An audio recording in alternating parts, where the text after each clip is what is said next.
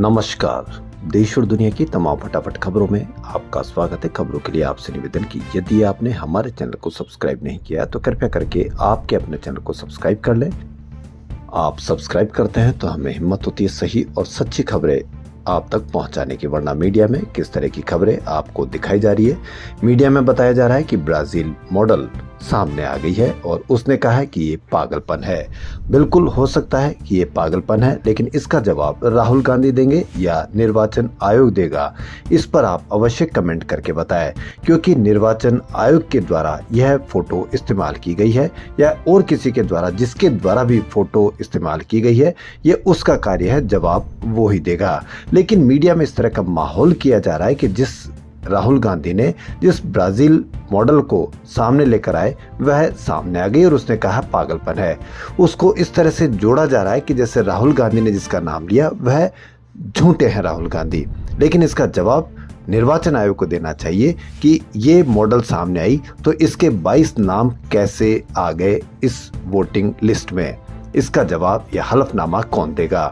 तो कांग्रेस सांसद राहुल गांधी ने बुधवार को अपनी प्रेस कॉन्फ्रेंस में जिस ब्राजीलियन मॉडल की तस्वीर दिखाई थी उसका एक वीडियो सामने आया है। सोशल मीडिया प्लेटफॉर्म एक्स पर कई अकाउंट से महिला का वीडियो पोस्ट करते हुए दावा किया गया कि उनका नाम लेरिसा है। वीडियो में महिला पुर्तगाली भाषा में बात करते हुए कहती कि दोस्तों, मैं आपको एक जोक सुनाती हूँ, ये बहुत ही भयानक है। भारत में वोट देने के लिए मेरी तस्वीर का इस्तेमाल हो रहा है, मुझे भारतीय बताकर आपस में लड़ रहे हैं। देखो क्या पागलपन है, मैं तो कभी भारत भी नहीं गई, तो फिर इसकी फोटो यहाँ कैसे आई, 22 जगह इसके नाम कैसे आए। यह काम देना SIR करवा रही है, पूरी हर जगह ऐसा कहा जा रहा है कि SIR से फर्जी वोटिंग बाहर होगी, इसके वोट में नाम फिर भी कैसे दिखाया जा रहा है। वहीं राहुल गांधी ने कांग्रेस कार्यालय में एक प्रेस कॉन्फ्रेंस करते हुए आरोप लगाया था कि हरियाणा में 2024 विधानसभा चुनाव में 25 लाख वोट चोरी हुई। राहुल ने नीली डेनिम जैकेट पहने एक लड़की की फोटो दिखाकर सवाल किया कि हरियाणा की वोटर लिस्ट में ब्राजीलियन मॉडल का क्या काम है। अब ये किसका काम है कि उसकी फोटो यहाँ कैसे काम में ली जा रही है। बिहार के उप मुख्यमंत्री और लखीसराय से बीजेपी कैंडिडेट विजय कुमार सिन्हा की गाड़ी पर गुरुवार यानी आज गोबर और चप्पलें फेंकी गई। विजय सिन्हा ने कहा कि गाड़ी पर पथराव भी हुआ है। मामला लखीसराय विधानसभा क्षेत्र के बूथ नंबर 404 और 405 के पास का है। विजय सिन्हा खोरियारी गांव में इंटर कर रहे थे, तभी कुछ लोगों ने कार को घेर लिया। विजय सिन्हा के अनुसार कुछ लोगों ने चप्पलें भी फेंकी, पथराव किया और मुर्दाबाद के नारे लगाए। उन्हें गाँव में जाने से भी रोक दिया गया। आपने अहमदाबाद की घटना सुनी होगी, बिल्कुल सुनी होगी। क्या जांच हुई, किसको कौन जिम्मेदार है, इसकी कहीं पर भी क्या कैसी खबर आ रही है, यह आप भली भांति जानते हैं। दिल्ली में पिछले एक हफ्ते से विमानों के GPS सिग्नल में फेक अलर्ट आ रहे हैं। इसे GPS स्पूफिंग भी कहते हैं। इसके तहत पायलटों को गलत लोकेशन और नेविगेशन डेटा अलर्ट मिल रहे हैं। एयर ट्रैफिक कंट्रोल के सूत्रों के अनुसार दिल्ली के करीब 100 किलोमीटर के दायरे में ऐसी घटनाएं सामने आई। Flight regulator director general of civil aviation को इसके बारे में जानकारी दे दी गई है। आपने इसकी कहीं कोई बड़ी चर्चा देखी? नहीं चर्चा देखी। कोई हादसा हो जाएगा तो उसकी चर्चा कर लेंगे, लेकिन जिम्मेदारी किसको देंगे यह चर्चा नहीं करेंगे। अहमदाबाद घटना में किसकी जिम्मेदारी थी, किसकी चर्चा की गई, कितनी चर्चा की गई, कितनी कवरेज की गई और किस तरह से कवरेज की गई, यह आप समझ सकते हैं। स्पूफिंग एक प्रकार का साइबर अटैक है जो नेविगेशन सिस्टम को गुमराह करने के लिए फेक GPS सिग्नल भेजता है। शिवसेना UBT नेता आनंद दुबे ने भाजपा विधायक अमित साटम के खान वाले कमेंट की आलोचना की है। दुबे ने कहा कि साटम की मानसिक स्थिति ठीक नहीं है, उन्हें आगरा के पागलखाने में भर्ती कराया जाए, उनकी पार्टी पूरा खर्च उठाएगी। दरअसल अमेरिका के न्यूयॉर्क में जोहरान ममदानी यानी एक मुस्लिम चुना गया, तो उसको लेकर हमारे देश में कहीं कोई बड़ी खबर नहीं, कहीं कोई बड़ी चर्चा नहीं। क्यों? क्योंकि वो मुस्लिम है और मुस्लिम होना ही जोहरान ममदानी के लिए यह बड़ी खबर छुपाने का काम है। मेयर चुनने के बाद साटम ने बुधवार को सोशल मीडिया पर लिखा था कि जिस तरह से कुछ अंतर्राष्ट्रीय शहरों का राजनीतिक रंग बदल रहा है, कुछ मेयरों के सरनेम और महाविकास अघाड़ी के वोट जिहाद को देखते हुए, यानी किसी दूसरे ग्रुप का, दूसरे समुदाय का वोट किसी दूसरे को देता है तो हर जगह वोट जिहाद कर दे और वोट जिहाद को या जिहाद का नाम लेकर उनको सिर्फ बदनाम कर सकते हैं। किस तरह से बदनाम कर रहे हैं? तो मुंबई को सतर्क रहना जरूरी है। अगर कोई मुंबई पर खान थोपने की कोशिश करेगा तो उसे बर्दाश्त नहीं किया जाएगा। जागो मुंबई करो, ये भाजपा विधायक ने अमित साटन ने यह लिखा।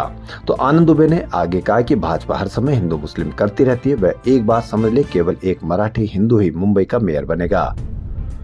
आनंद दुबे ने कहा कि मैं अमित साटम से कहना चाहता हूं कि कम से कम प्रधानमंत्री को गलत साबित मत करो, जिन्होंने इस साल मार्च में ईद उल फितर से पहले उत्तर प्रदेश में 10 लाख मुसलमानों के बीच सौगात ए मोदी किट बांटी थी। रामदेव पतंजलि के फिर एक बार विवादों में घिर गई है। पतंजलि ने एक बार फिर अपने विज्ञापन को लेकर विवादों में आ गए हैं। दरअसल कंपनी ने च्यवनप्राश के ऐड में दूसरी कंपनियों के ब्रांड को धोखा कहा था। इसको लेकर डाबर इंडिया ने पतंजलि पर मानहानि और अनफेयर कंपटीशन का केस किया है। आज दिल्ली हाईकोर्ट में मामले की सुनवाई हुई। इस दौरान जस्टिस तेजस करिया ने कहा कि ऐड में दूसरे ब्रांड्स को धोखा कहना गलत है, क्योंकि ये शब्द नकारात्मक और अपमानजनक है। फिलहाल कोर्ट ने विज्ञापन पर अंतरिम रोक लगाने पर अपना फैसला सुरक्षित रखा है।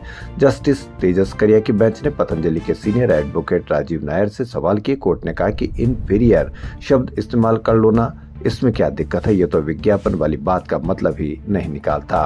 आप कह रहे हो कि सब धोखा है और मैं ही असली वाला हूं, बाकी सारे च्यवनप्राश को धोखा कैसे बोल दोगे।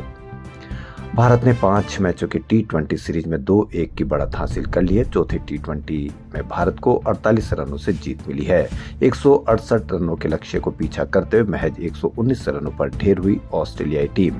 इंडिया ने चौथे T20 मैच में ऑस्ट्रेलिया को 48 रन से हरा दिया। गोल्ड कोस्ट में गुरुवार को 168 रन का टारगेट चेज कर रही ऑस्ट्रेलिया 18.2 ओवर में 119 रन पर ऑल आउट हो गई। वॉशिंगटन सुंदर ने 3 रन देकर 3 विकेट। अक्षर पटेल और शिवम दुबे को 2-2 विकेट मिले। टॉस हारकर बैटिंग कर रही इंडिया टीम ने 20 ओवर में 8 विकेट पर 167 रन बनाए। शुभमन गिल ने सबसे ज्यादा 46 रनों की पारी खेली। उन्होंने अभिषेक शर्मा के साथ 56 रनों की ओपनिंग साझेदारी की। कप्तान सूर्य कुमार यादव 20 और शिवम दुबे 22 रन बनाकर आउट हुए। ऑस्ट्रेलिया के नाथम एलिस और एडम जंपा ने 3-3 विकेट झटके। जेवियर बार्टलेट और मार्कस स्टोइनिस को 1-1 विकेट मिला। लोकसभा में नेता विपक्ष राहुल गांधी ने हाल ही में कथित वोट चोरी के लेकर तीसरी बार खुलासा करते हुए केंद्र सरकार और चुनाव आयोग पर कई आरोप लगाए हैं। माना जा रहा है कि कांग्रेस इस मामले को लेकर सुप्रीम कोर्ट का रुख कर सकती है। अब एक नई जानकारी सामने आ रही है। दरअसल कांग्रेस इस पूरे मामले को लेकर सुप्रीम कोर्ट जाने के मूड में नहीं दिख रही, बल्कि वो चाहती है कि सुप्रीम कोर्ट खुद इस मामले का स्वतः संज्ञान ले। राहुल गांधी लगातार वोट चोरी का दावा करते हुए केंद्र सरकार और चुनाव आयोग की मिलीभगत का आरोप लगा रहे।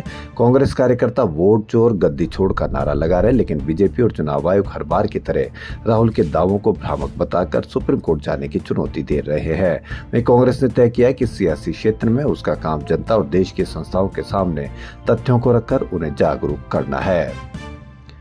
पश्चिम बंगाल में एसआईआर प्रक्रिया शुरू होने के दूसरे दिन बीएलओ मुख्यमंत्री ममता बनर्जी के घर पहुंच गए। वो गणना फॉर्म लेकर पहुंचे थे। हालांकि सीएम ममता ने कहा कि जब तक बंगाल के सभी लोग ये फॉर्म नहीं भरेंगे वो फॉर्म नहीं भरेगी। अपने इस ऐलान को लेकर उन्होंने फेसबुक पर एक पोस्ट भी किया। सीएम ममता ने लिखा कि कल बीएलओ प्रभारी हमारे मोहल्ले में आए थे। वो मेरे निवास कार्यालय में आए और पता लगाया कि निवास में कितने मतदाता है और उन्हें फॉर्म दिए गए। जब तक बंगाल का हर व्यक्ति फॉर्म नहीं भरता मैं फॉर्म नहीं भरूंगी। गौरतलब है कि तृणमूल बंगाल में एसआईआर की शुरुआत को लेकर मुखर रही है। ममता बनर्जी ने खुद कहा था वह बंगाल में एसआईआर शुरू नहीं होने देगी। मंगलवार को जब एसआईआर की शुरुआत हुई तो अभिषेक ममता सड़क पर उतर आए और बड़ी संख्या में भारी भीड़ के साथ उन्होंने मार्च निकाला। देश और दुनिया की तमाम फटाफट खबरों में फिलहाल इतना ही। यदि आपको हमारा चैनल पसंद आए तो लाइक, सब्सक्राइब और शेयर अवश्य करें। धन्यवाद।